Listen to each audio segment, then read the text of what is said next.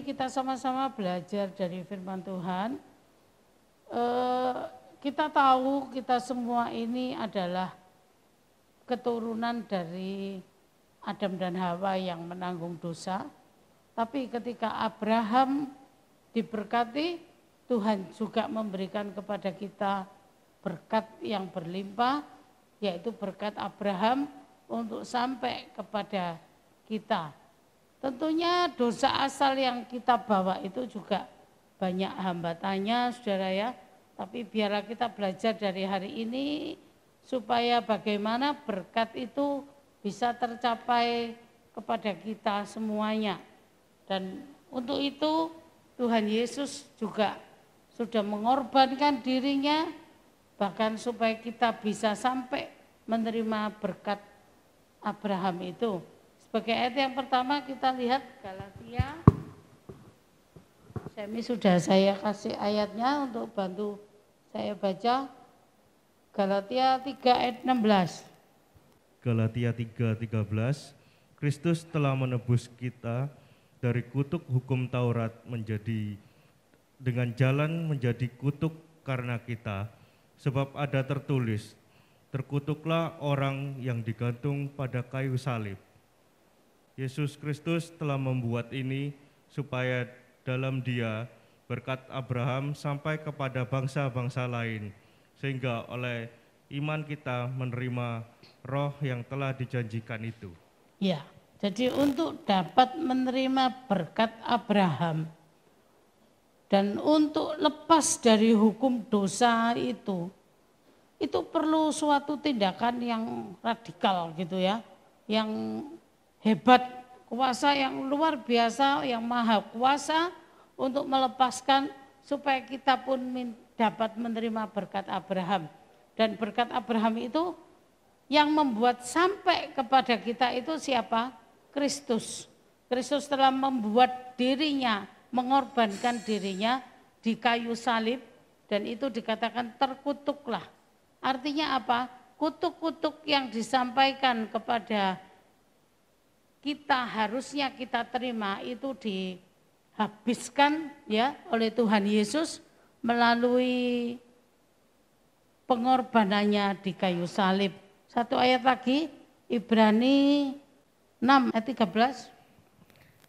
Ibrani 6 yang ke-13, sebab ketika Allah memberikan janjinya kepada Abraham, ia bersumpah demi dirinya sendiri, karena tidak ada orang yang lebih tinggi daripadanya.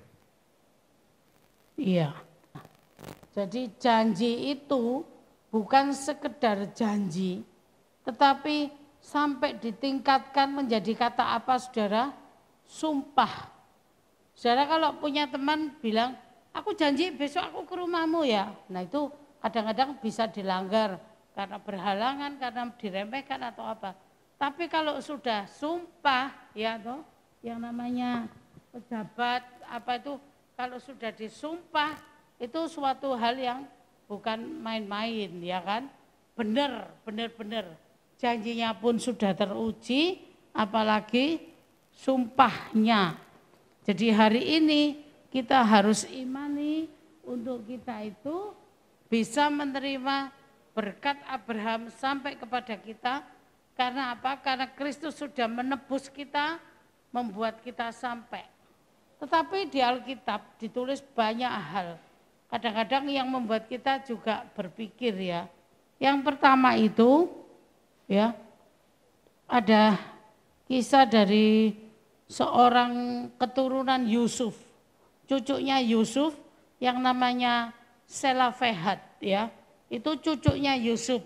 Kalau saudara pelajari bangsa Israel itu untuk sampai kepada Mesir ya toh, terus diselamatkan dan sampai kembali ke Kanaan, itu yang nolong kalau tidak ada Yusuf bangsa Israel sudah musnah. Tapi apa yang terjadi ketika sampai di negeri Kanaan, tanah itu dibagi-bagi ya toh, yang tentunya nenek moyangnya sudah tidak ada termasuk Yusufnya. Nah, salah satu cucu Yusuf itu, Selafehat itu punya anak semuanya perempuan. Nah, Kalau yang lain anak perempuan itu enggak dapat, tapi anak lakinya dapat.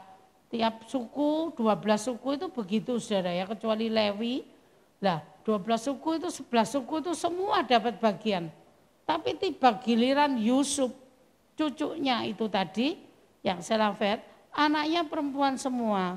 Akhirnya berdasarkan aturan, ya toh, berdasarkan aturan dan berdasarkan jenis kelaminnya, terpaksa anak perempuan Selafehat itu dibatalkan untuk tidak menerima warisan. Bagaimana saudara yang terjadi? Harusnya begitu, tapi apa yang terjadi? Mereka datang kepada Yosua. Ya, mereka datang kepada Yosua. Bagaimana ini? Kami ini keturunan cucunya Yusuf ini tidak dapat bagian tanah, sedangkan kami semua wanita. Jadi kalau aturannya sudah begitu, kata orang Jawa, kacang gak ninggal lanjaran, ya wis turutono, itu memang keturunanmu begitu. Tapi apa? Yosua berdoa kepada Tuhan. Dan apa jawab Tuhan? Dapat.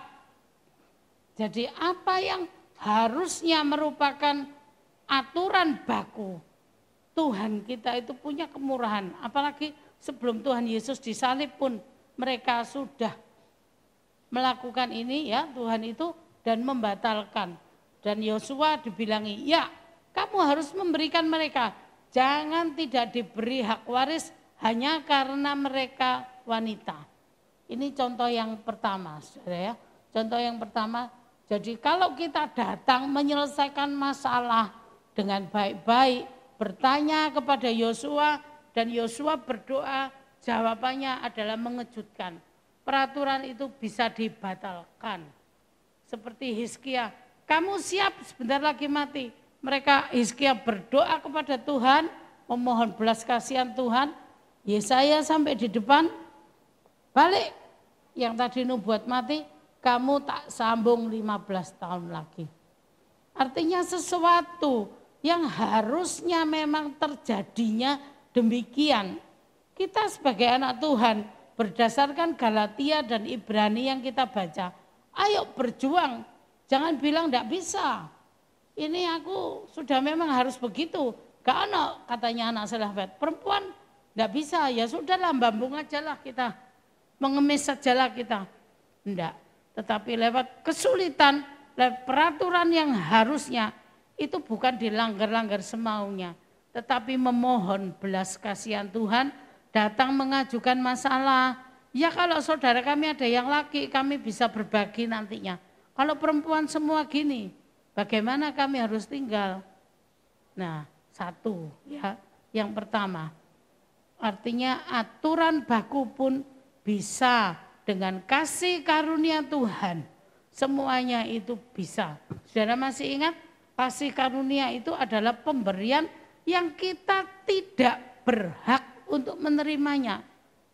Ya toh, kalau gaji misalnya sekian, kamu harus kerja, ini gajimu. Nah, tapi kalau kita misalnya gajinya 5 juta, tapi karena kasih karunia Tuhan, ya toh, Tuhan berkati, kita bisa terima lebih, tidak pantasnya, bisa terima 25, bisa apa, yang mengejutkan, yang melanggar firman, itu bisa Tuhan izinkan terjadi, melanggar aturan.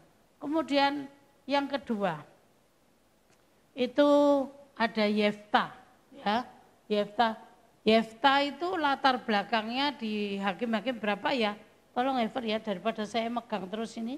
Hakim-Hakim berapa itu kisahnya Yefta, latar belakangnya itu jelas dituliskan. Yefta itu anak seorang, guru sekolah minggu mesti hafal. Siapa saudara? Perempuan sundal, bukan anak dari seorang berdarah biru, pendeta, orang baik-baik. Dia itu anak perempuan sundal. Terus dari istrinya, bapaknya yang resmi, ada saudara-saudaranya. Apa yang dilakukan mereka? Mereka mengusir Yefta. Pergi kamu anak seorang perempuan sundal. kamu tidak berhak menerima warisan, kamu begini-begini, buang. Artinya ada seorang yang terbuang karena latar belakang keturunan keluarganya. Ya, keturunan keluarganya dan dia terbuang karena itu. Bagaimana saudara Yefta itu? Diusir, lari bersama orang-orang buangan. Tapi di dalam hidup Yefta tidak didapati suatu cacat sampai waktu orang Israel hendak dijajah, apa yang terjadi? Saudara-saudara yang mengusir dia itu datang memohon kepada Yefta. Saudara tahu itu cerita ini ya. Memohon kepada Yefta untuk jadi pemimpinnya. Ya kan? Kalau saudara minta, wes kamu aja yang nulungi aku, mimpin langkahku. Itu orang gena enggak? Kalau Yefta enggak gena orangnya. Kalau dia bukan orang yang bijaksana, tidak akan itu terjadi. Jadi hari ini pesan Tuhan adalah, sekalipun, maaf ya kayak Yefta, kamu itu anak perempuan Sunda. Sekalipun kamu itu punya garis keturunan yang kurang baik, atau sekalipun masa lalumu itu sudah kelabu bahkan hitam, tetapi jika engkau bertobat, ya bertobat dan merubah sikapmu menjadi baik, maka itu tidak jadi alasan untuk orang membuang kita, untuk kita jadi kelompok terbuang. Di mata Tuhan pun juga.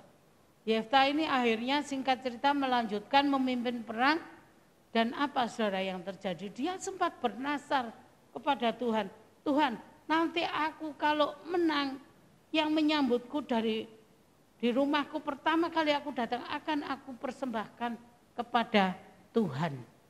Dari situ kita bisa ambil kesimpulan, kalau orang tidak dididik Tuhan, tidak akan asarnya kepada Tuhan. Dia hidupnya diwarnai dengan takut akan Tuhan, perangnya berhasil, Tuhan memilih dia, sampai akhirnya ketika yang menyambut anak gadisnya, nah itu masuk pelajaran lain, baru ada tafsiran, masa anak perempuannya dibunuh, dikorbankan. Ada ahli teolog yang mengatakan tidak seperti itu, tapi dikorbankan, dipersembahkan untuk Tuhan. Artinya anak gadisnya itu seperti Samuel itu sama Hana, tidak dipersembahkan untuk Tuhan, itu bukan dibunuh, tapi melayani Tuhan lebih intensif sepenuh waktu. Jadi yang pertama tadi adalah selafehat, keberadaan laki dan perempuan itu bawaan sejak lahir. Tidak bisa kita bilang Tuhan Yesus booking ya, nanti aku lahir jadi no cewek loh, jadi no cowok loh, atau cowok bilang loh jadi no cewek, bukan. Itu sudah takdirnya begitu. Artinya memang takdirnya seperti itu.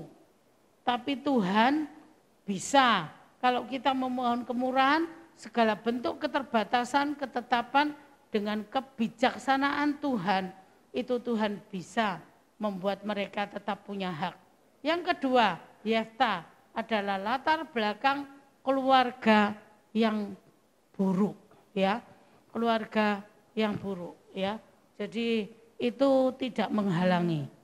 Kemudian yang keempat itu adalah Ehud, seorang hakim yang kemudian diangkat menjadi hakim, yang punya juga cacat lahir, yaitu kidal.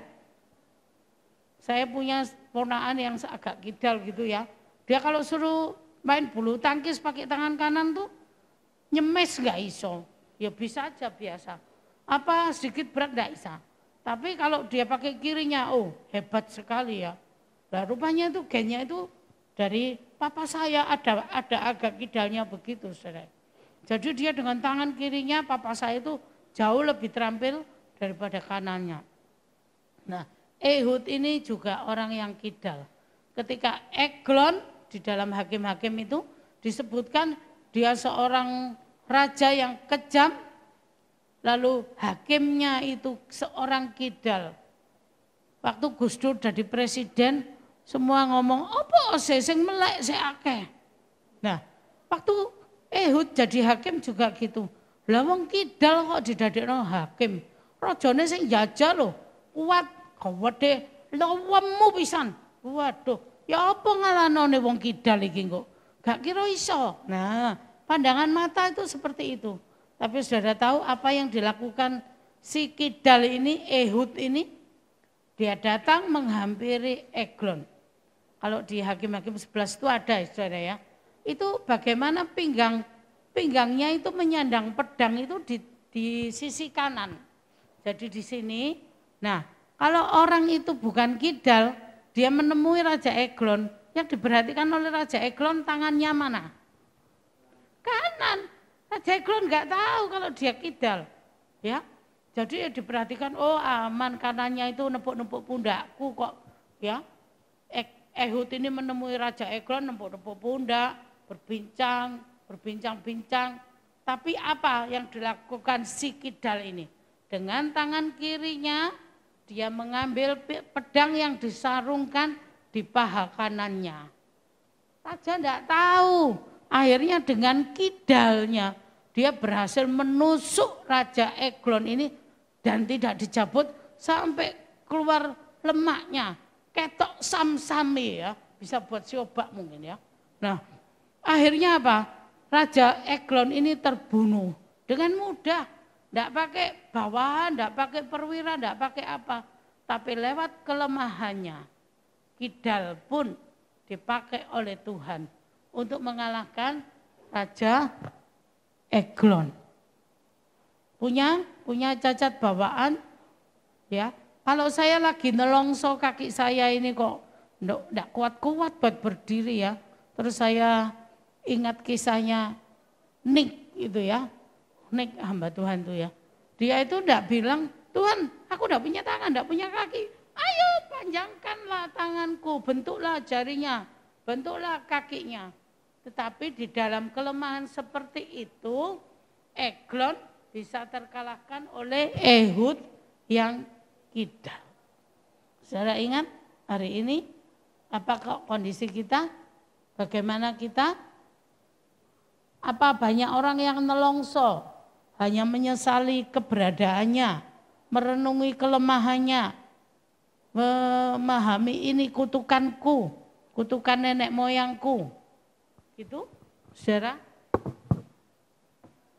Ayo, kita jangan bertindak seperti itu ya. Bagaimana karena kejahatannya Tuhan mengutuk Yoyakin. Yeremia 22 yang ke-30. Ya, Beginilah firman Tuhan. Catatlah orang ini sebagai orang yang tak punya anak, sebagai laki-laki yang tak pernah berhasil dalam hidupnya. Sebab seorang pun dari keturunannya tidak akan berhasil duduk di atas tahta Daud dan memerintah kembali di Yehuda.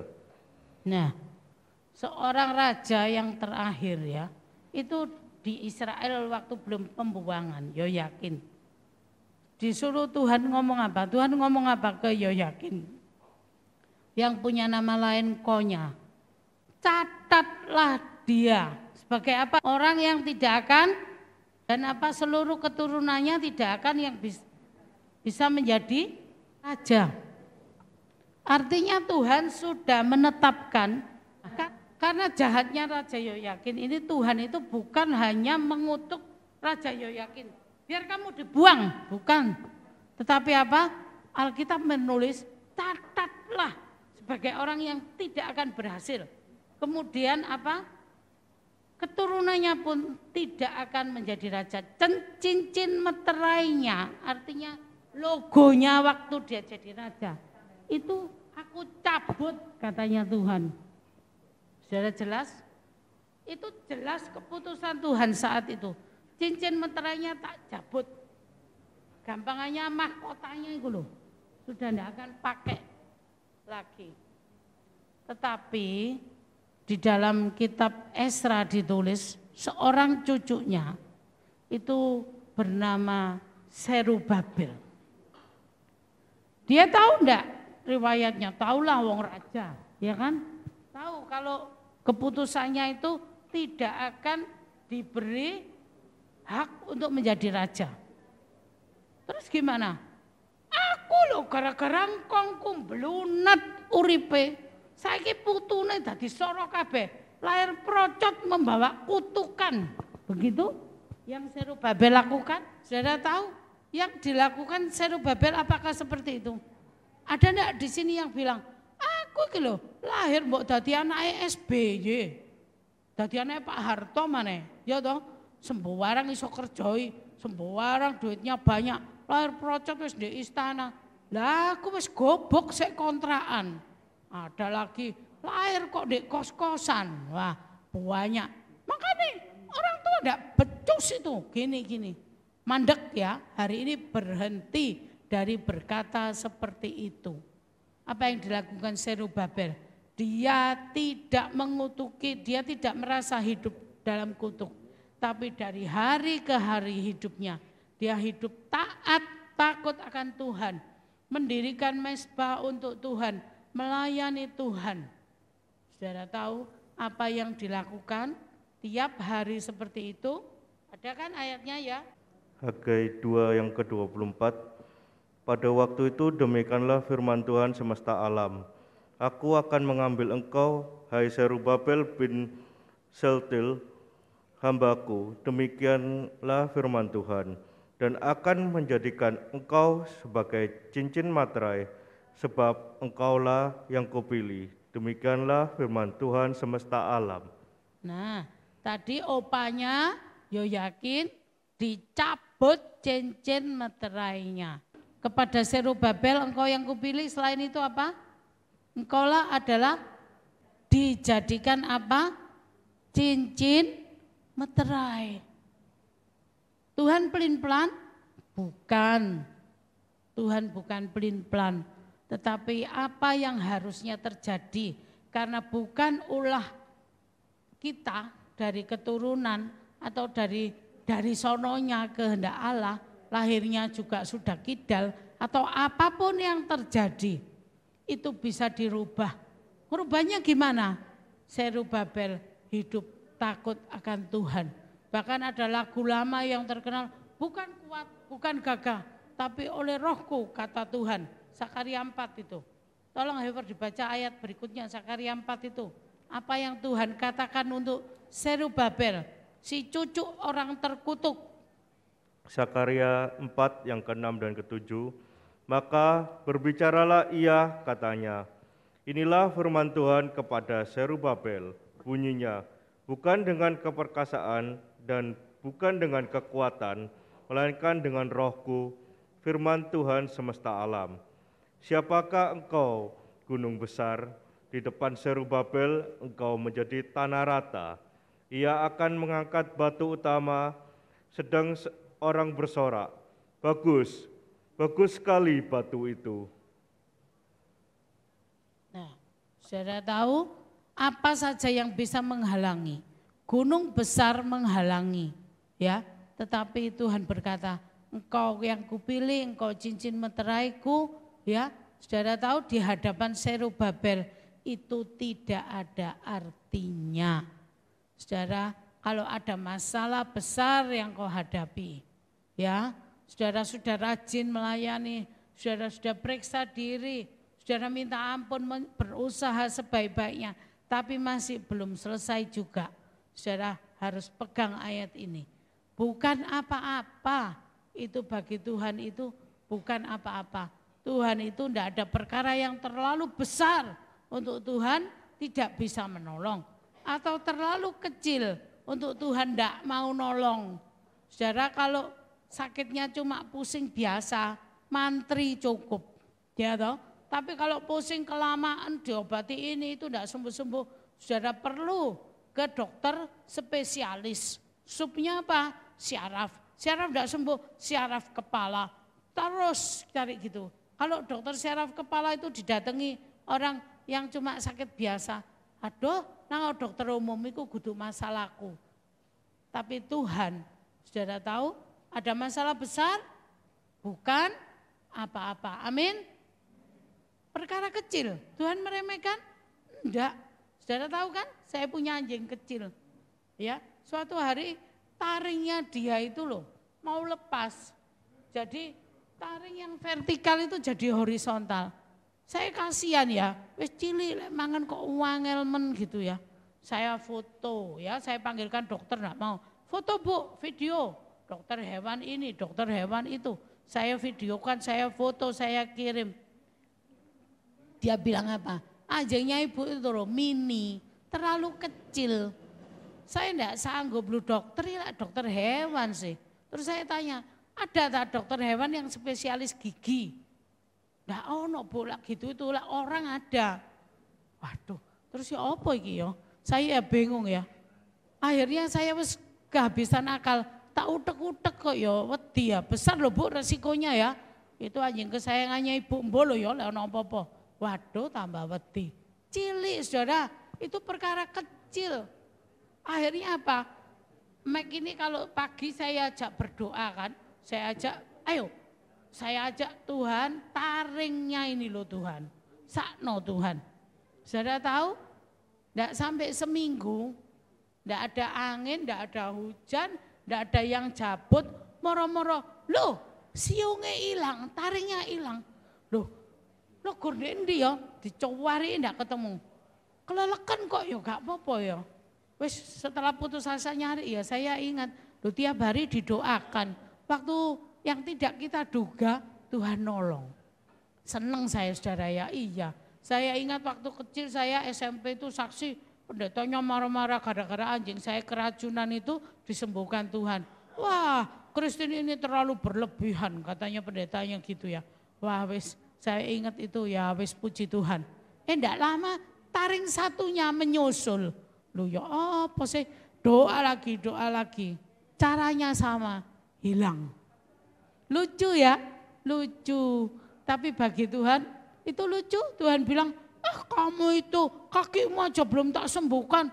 Wis taringnya asu barang mbok urusi. Gitu? Enggak.